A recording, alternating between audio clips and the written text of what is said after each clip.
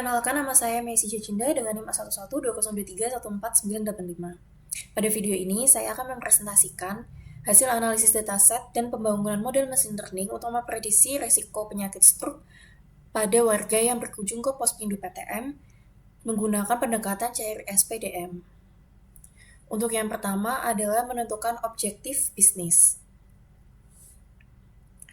Di sini pada latar belakangnya sendiri yaitu petugas merasa kesulitan dalam menilai warga yang berindikasi penyakit stroke karena keterbatasan waktu, sehingga beresiko untuk keterlambatan warga mendapatkan rujukan pemeriksaan lanjutan. Untuk yang kedua adalah objektif bisnisnya, yaitu membangun alat berbasis mesin learning untuk memprediksi atau mengidentifikasi warga yang terkena penyakit stroke secara dini. Untuk kriteria keberhasilannya sendiri, di sini proses screeningnya jadi lebih cepat dan efisien, dengan target recall minimal 85% dan menekankan rujukan bagi yang tidak tepat hingga 20%.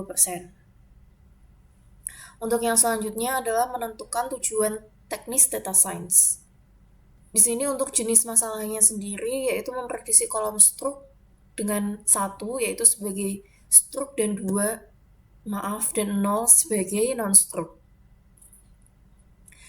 Datasetnya di sini menggunakan stroke diagnosis dan health metrics data dan 10.000 pasien, 9 fitur klinis, demografis, perilaku, dan sosial ekonomi. Metrik utamanya di sini menggunakan recall dan pra-AUC pada kelas stroke, tidak menggunakan akurasi. Alasannya karena melewatkan pasien yang sebenarnya beresiko stroke atau disebut dengan false negatif itu jauh lebih berbahaya secara medis dibandingkan mengindikasi pasien sehat sebagai beresiko atau false positif. Di sini ada akurasi, ROC-AUC, F1 score, dan Beer score digunakan sebagai pelengkap.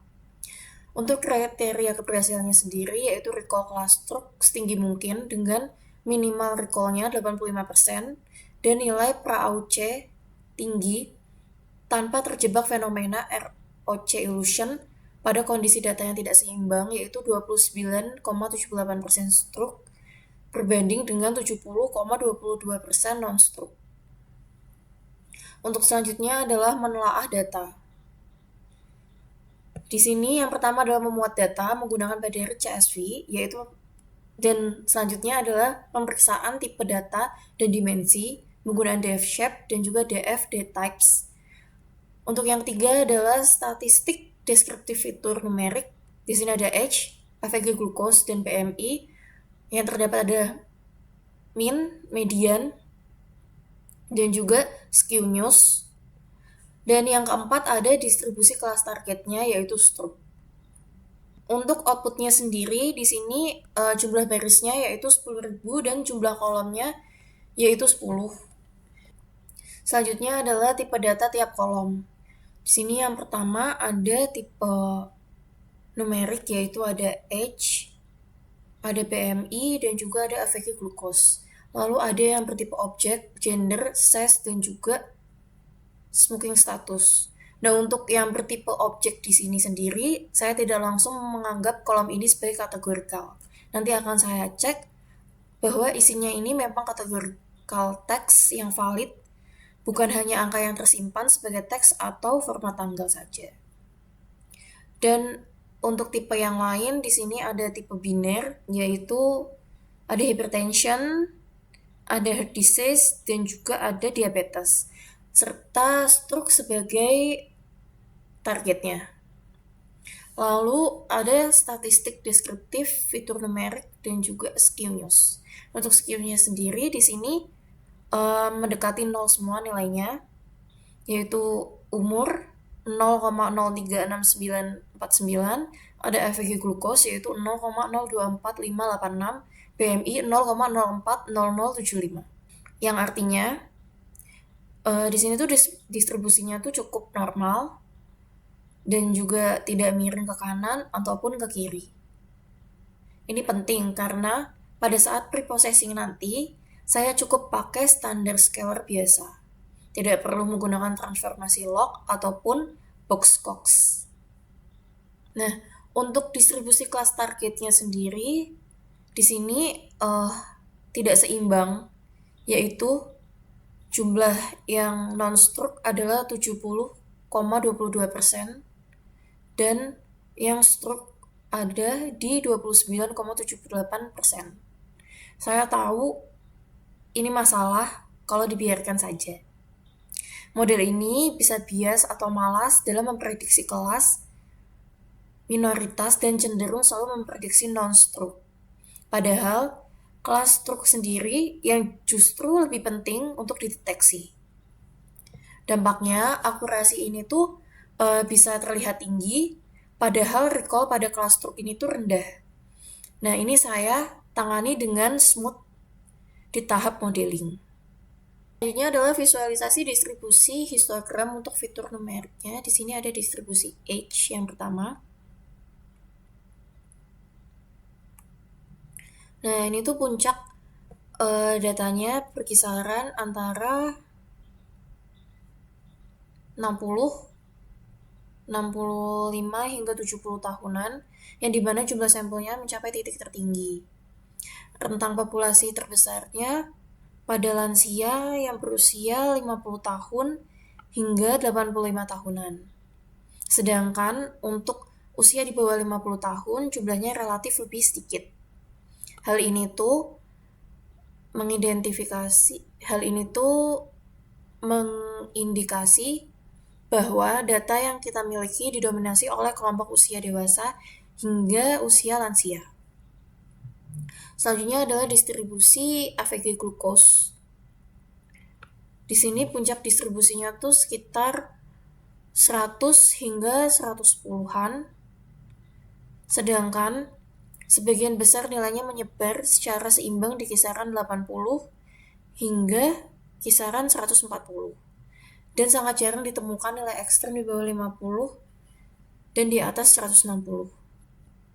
Hal ini menunjukkan bahwa kadar glukosa dalam sampel ini tuh terdistribusi secara konsisten di sekitar nilai rata-ratanya. Untuk selanjutnya ada distribusi BMI. Di sini distribusinya tuh berbentuk lonceng simetris, tapi agak sedikit ekornya tuh di sebelah kanan. Nilai terbanyaknya berada di 27 hingga 29, yang menurut standar medis itu tuh sudah termasuk kelebihan berat badan. Untuk sebaran datanya sendiri berada pada rentang 15 hingga 45, yang dimana terdapat sebagian kecil sampel dengan BMI di atas 35 yang masih masuk ke dalam kategori obesitas. Untuk yang selanjutnya adalah box plot. Untuk yang pertama ini ada box plot usia, yaitu dengan batas normal 43,22 hingga 96,31 dengan jumlah outliernya yaitu 52.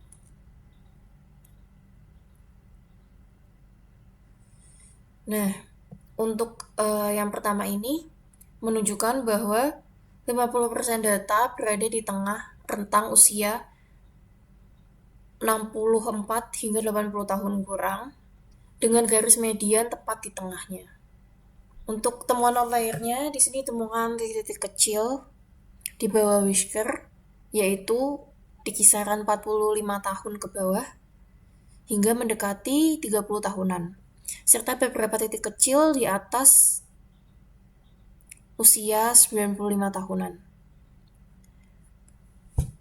Ini berarti terdapat pasien dengan usia yang relatif jauh lebih muda atau sangat tua dibandingkan dengan mayoritas populasinya. Selanjutnya adalah box plot AVG glukos. Di sini batas normalnya yaitu 64,96 dan juga 153,57 dengan kisaran usia di 90 tahunan, 90 atau 100 hingga 120. 100 hingga 120. Dengan uh, temuan outlier-nya di sini ada di kisaran 150 lebih hingga 180 dan juga di bawah 80. Nah, ini tuh sebagian besar populasinya memiliki kadar gula darah yang stabil, tetapi ada juga yang kelompok pasien tertentu mengalami kadar gula darah yang jauh di atas rata-rata. Selanjutnya adalah box spot berat badan. Di sini batas normalnya di 14,57 hingga 41,48. Dan di sini ditemukan rata-ratanya ada di 25 hingga 30 32 33-an. Lalu untuk mediannya sendiri ada di 28-an. Dan temuan outliernya di sini banyak menumpuk tebal di atas garis batas BMI, yaitu di kisaran angka 42 hingga 45 lebih. Nah, data ini tuh menunjukkan adanya sekelompok pasien dengan tingkat obesitas yang tergolong ekstrim, yaitu melebihi angka batas 40. Di sini ada heat map korelasi person antar variabel. Nilainya tidak ada yang mendekati 1 dengan target stroke, artinya tidak ada indikasi data leakage. Dari sisi fitur, tidak ada fitur yang mengintip jawaban target secara langsung. Dari pola korelasi ini, saya mendapatkan 3 hipotesis. Yang pertama adalah usia dengan angka 0,36, yang berarti semakin tua, semakin berisiko terkena penyakit stroke. Terus yang kedua, keterkaitan dengan hipertensi. Di sini ada keterkaitannya hipertensi dengan juga umur. Dan yang ketiga adalah kadar gula darah. Yang artinya gula darahnya itu semakin tinggi pada pasien diabetes diduga berasosiasi dengan risiko stroke-nya tuh lebih tinggi. Tiga hipotesis ini nantinya akan saya verifikasi lagi lewat analisis SAP di unit 11. Untuk selanjutnya di sini saya menampilkan DF head. Itu 5 baris utama data mentahnya supaya terlihat langsung bentuk datanya secara konkret. Dan untuk unit 4 yaitu memvalidasi data. Di sini memvalidasi data yang pertama adalah pengecekan missing value menggunakan DF isnosum, dan yang kedua mengecekkan baris duplikat menggunakan DF duplikat sum, serta mengecek nilai untuk kategorikal menggunakan DF cool unique toys. Untuk datanya sendiri tidak ada yang missing value dan juga tidak ada baris yang duplikat. Di sini saya juga cek nilai unik pada kolom kategorikal untuk memastikan konsistensinya. Dan ini yang membuktikan pernyataan saya di unit 3 tadi, yaitu ada gender, cuma berisi male dan juga female. Lalu ada sex yang berisi medium, low, dan high, serta smoking status yang berisi current, never, dan juga former. Semuanya konsisten, tidak ada tipe seperti male yang hurufnya kecil bercampur huruf besar, dan tidak ada kategori aneh dan tidak valid. Ini konfirmasi bahwa ketiga kolom objek ini memang layak diperlakukan sebagai data kategorikal. Ini saya tampilkan Davis nosumnya juga dan tidak ada missing value. Untuk yang selanjutnya adalah menentukan objek data. Untuk unit 5 ini saya pisahkan fitur prediktor X dan juga variabel target Y, yang X berisi 9 fitur untuk 10.000 warga dan Y berisi 1 label jawaban untuk masing-masing warga tersebut, yaitu status stroke. Nah, ini masuk ke pembahasan etis fitur SES. Sebelum lanjut modeling, saya bahas satu isu etis yang cukup penting.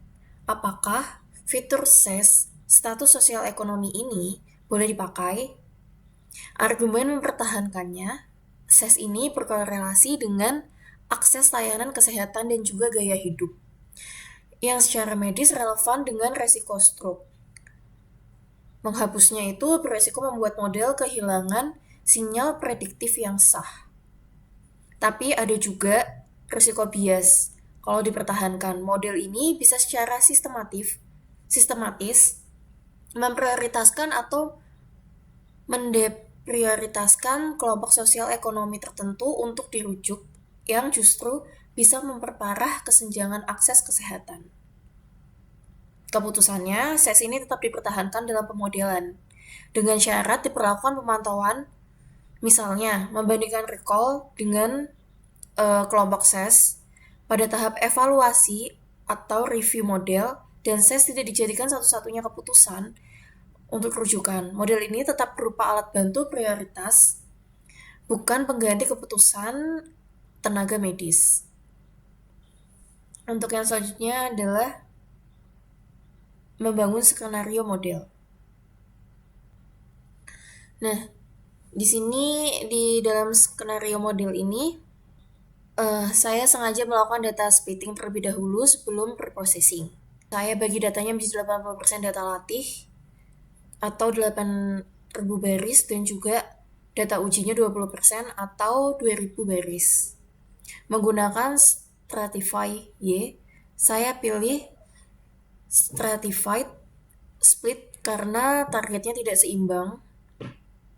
Kalau split biasa itu nantinya akan acak. Proporsi kelas struknya itu di data train dan tes bisa berbeda jauh dengan proporsi aslinya. Dengan Stratify proporsi 70:30. Tetap terjaga di kedua setnya. Selanjutnya ada Stratified K-fold and Split 5. Daftar metric list. Di sini outputnya itu skema CF Stratified 5-fold pada 8.000 baris data latih. Untuk validasi model ini, saya siapkan datanya itu, data latihnya, supaya evaluasi modelnya itu lebih stabil dan tidak tergantung pada satu kali split saja. Saya juga siapkan daftar 7 metrik evaluasi yang akan dipakai di unit 10, yaitu ada akurasi, precision, recall, F1 score, ROC, AUC, PRAUC, dan Brier score. Di sini tuh X berdimensi 10.000 baris dan 9 kolom. Itu 9 faktor resiko, ada usia, gender, BMI, gula darah, hipertensi, penyakit jantung, diabetes, status merokok, dan SES. Sedangkan Y berdimensi 10.000 berisi 1 kolom, jawaban yaitu 1 untuk stroke dan 0 untuk tidak stroke. Sekarang masuk ke unit 6 dan unit 7, yaitu membersihkan dan mengkonstruksi data.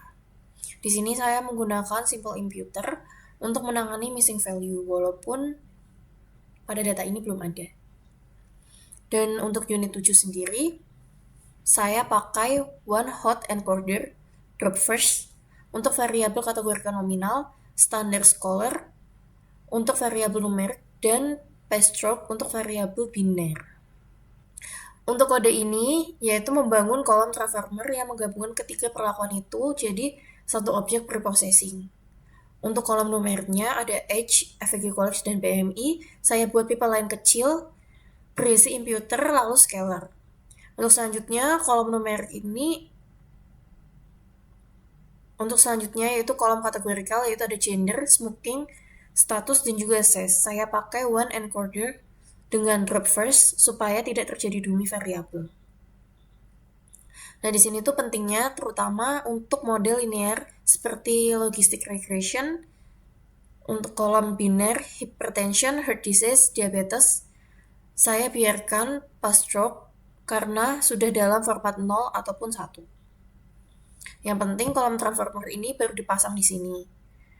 Sebelum dijadikan fitnya, nanti dia akan ditempatkan di dalam pipeline model di unit 9, supaya proses fitnya ini tuh hanya terjadi di data latih tiap volt, bukan dihitung dari seluruh dataset sebelum split. Ini mencegah data leakage.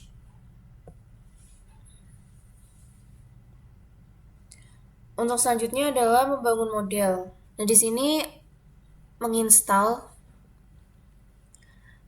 imbalance learn dan SGBoost, definisikan 5 model kandidat dengan param grid masing-masing loop, grid search CV dengan smooth di dalam imbalance pipeline.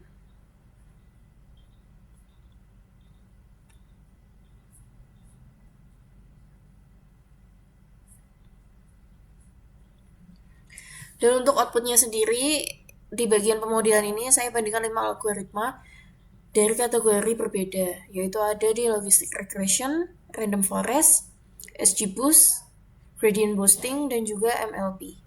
Tujuan untuk membandingkan 5 model ini untuk melihat apakah kompleksitas model, ensemble, atau deep learning betul-betul memberikan keuntungan performa dibandingkan model linear yang sederhana. Untuk setiap model di sini saya bangun pipeline yang menggabungkan preprocessor dari unit 6 dan 7 lalu smooth untuk menangani kelas imbalance. Baru diikuti classifiernya. Smoothnya saya taruh di dalam imbalance dan pipeline-nya sehingga oversampling hanya terjadi pada data latih di tiap volt stratified 5 volt CV-nya. Tidak pernah menyentuh data validasi. Saya pilih smooth dibandingkan random oversampling. Biasa karena smooth membuat sampel simetris dari interpolasi tetangga terdekat kelas minoritas. Bukan sekedar duplikat data mentah yang beresiko membuat model overfit ke sampel yang sama secara berulang. Untuk mencari model terbaik, saya pakai grid search CV dengan scrolling recall, bukan akurasi. Karena recall adalah metrik utama sesuai tujuan teknis di unit 2. Yaitu recall itu merupakan nilai benarnya berdasarkan data yang benar. Sementara akurasi sendiri itu merupakan rata-rata nilai benar dari semua data. Hasilnya di sini adalah logistic regression yang memiliki nilai tertinggi yaitu 0,7846. Untuk yang selanjutnya adalah mengevaluasi hasil pemodelan. Pada unit 10 ini, saya uji model pada data uji yaitu 2000 sampel yang belum pernah dilihat model sama sekali selama training maupun selama tuning. Untuk tiap modelnya, saya tampilkan 3 visualisasi berdampingan, contohnya conversion metric, untuk melihat detail prediksinya, benar atau salahnya. Lalu ada kurva ROC dan juga kurva precision recall-nya. Nah, ini untuk per modelnya sendiri ada logistic regression, ada random forest, SGBoost, dan juga gradient boosting, serta MLP. Nah, di sini ada hasil dari akurasi, precision, recall, F1 score, ROC, AUC, PR AUC, dan selisihnya. Ada peer score-nya, TN, FP, FN, dan juga TP. Tabel ini tuh merupakan hasil evaluasi di data ujinya. Di sini recall tertingginya adalah logistic regression, yaitu ada di 0,7634 dengan PR AUC-nya 0,7217 meskipun belum mencapai target 85% yang ditetapkan di unit 2, tapi angka ini tuh menjadikan acuan untuk penyesuaian threshold di unit 11. Saya juga hitung true negatif, false positif, false negatif, dan juga true positif untuk tiap modelnya supaya bisa melihat langsung berapa pasien yang berisiko terlewat untuk penyakit stroke-nya dan juga FN, dan itu menjadi ukuran yang paling kritis secara medisnya. Untuk selanjutnya ini saya membuat visualisasi bar chart-nya untuk perbandingan metrik antar modelnya. Nah, di sini supaya lebih mudah dilihat pola keunggulan masing-masing model secara sekilasnya.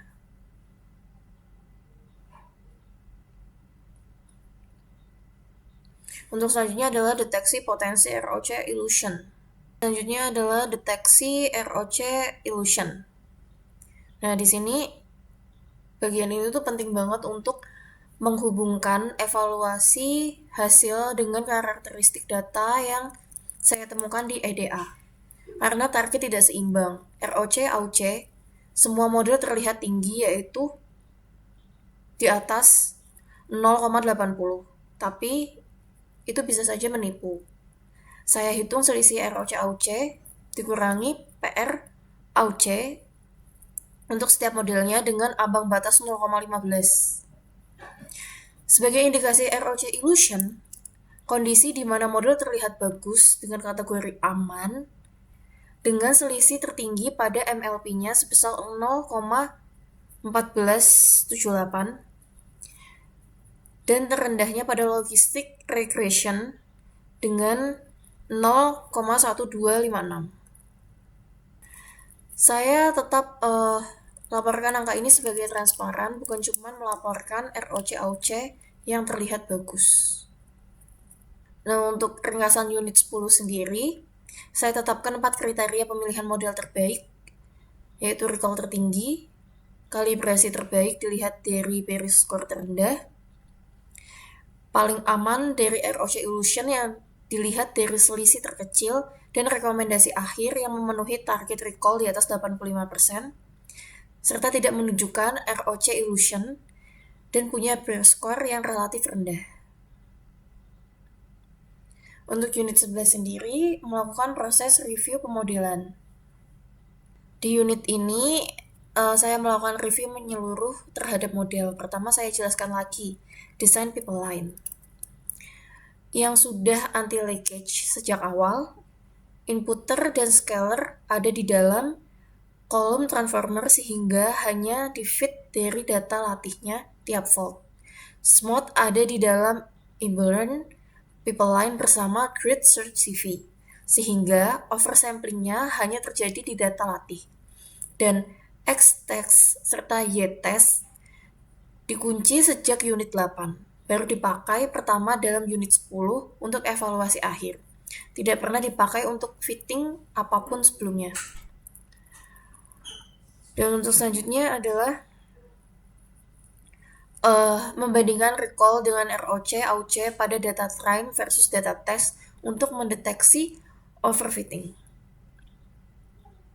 Nah, di sini untuk outputnya sendiri, membuktikan pipeline ini tuh benar-benar aman.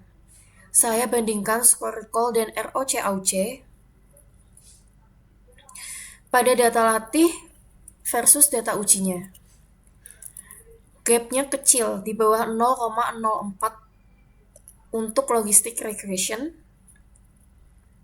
dan untuk random forest, XGBoost, dan gradient boosting. Ini membuktikan bahwa model tersebut tidak overfitting dan tidak ada data leakage. Tapi MLP menunjukkan gap recall jauh lebih besar, yaitu 0,1269, yang artinya MLP ini tuh paling rentan overfitting dibandingkan model lainnya. Kemungkinan karena kapasitasnya, parameternya lebih besar. Untuk selanjutnya adalah interpretasi model dengan sub. Install sub, tentukan model terbaik berdasarkan recall, cek apakah tree base, kalau bukan, maka substitusinya ke model tree base terbaik untuk sub tree explainer. Nah, di sini untuk outputnya sendiri, model terbaiknya dengan recall tertingginya yaitu logistic regression. Logistic regression ini tuh bukan tree base. Nah, SHAP ini tuh untuk memahami fitur apa yang paling mempengaruhi prediksi. Saya pakai Sharp model dengan recall tertinggi adalah logistic regression, tapi karena Sharp tree explainer secara natif hanya didukung penuh oleh model berbasis pohon. Dan logistic regression ini tuh bukan model tree based. Saya gunakan model tree based terbaik sebagai gantinya, yaitu random forest, supaya interaksinya antar fitur ini tuh bisa dianalisis dengan metode yang tepat. Dan untuk selanjutnya adalah Sharp Smear Plot. Ini visualisasi ringkasan SAP menunjukkan sebaran pengaruh tiap fitur terhadap prediksi risiko struk, baik arah maupun besarannya. Nah, untuk selanjutnya adalah top 5 fitur paling berpengaruh.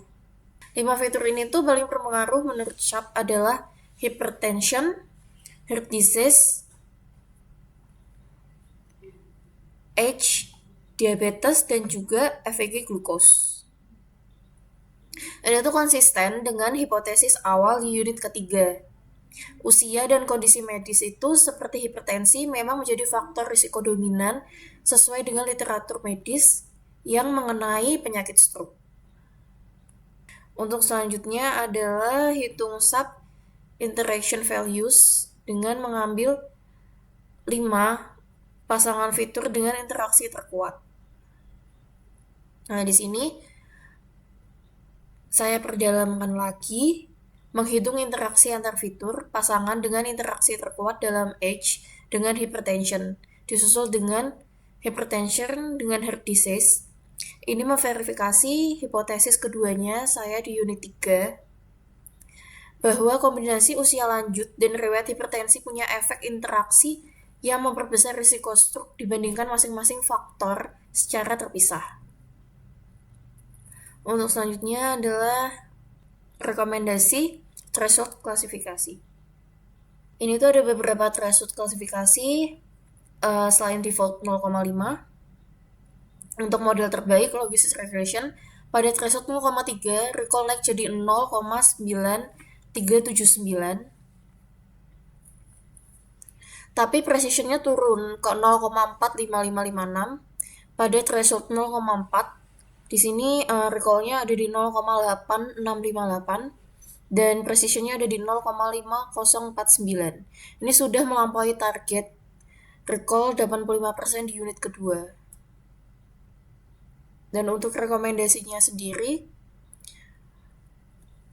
untuk screening massal di Pospindu PTM, di mana prioritasnya menekankan false negatif, sebaiknya pakai threshold yang lebih rendah sekitar 0,3 sampai 0,4. Konsekuensinya itu lebih banyak warga yang dirujuk lanjut, tapi risikonya melewatkan warga yang berisiko stroke ditekan seminimal mungkin, sejalan dengan target recall yaitu di atas 85%. Sebaliknya, kalau sumber daya rujukannya itu terbatas dan diprioritaskannya menekankan rujukan yang tidak perlu, bisa pakai threshold yang lebih tinggi sekitar 0,5 sampai 0,7 supaya warga dengan probabilitas risiko tingginya itu yang dirujuk. Sebagai kesimpulan akhirnya, dataset ini tuh secara struktur sudah bersih, tapi punya tantangan class imbalance dan potensi ROC illusion yang berhasil saya tangani dengan smooth di dalam pipeline dan memilih metrik recall serta PR AUC-nya. Model ini tuh terbaik adalah logistic regression dan dengan penyesuaian threshold 0,3 sampai 0,4. Model ini tuh bisa mencapai target recall di 85% untuk mendukung screening risiko stroke di Pospindu PTM. Untuk presentasi saya cukupkan. Terima kasih.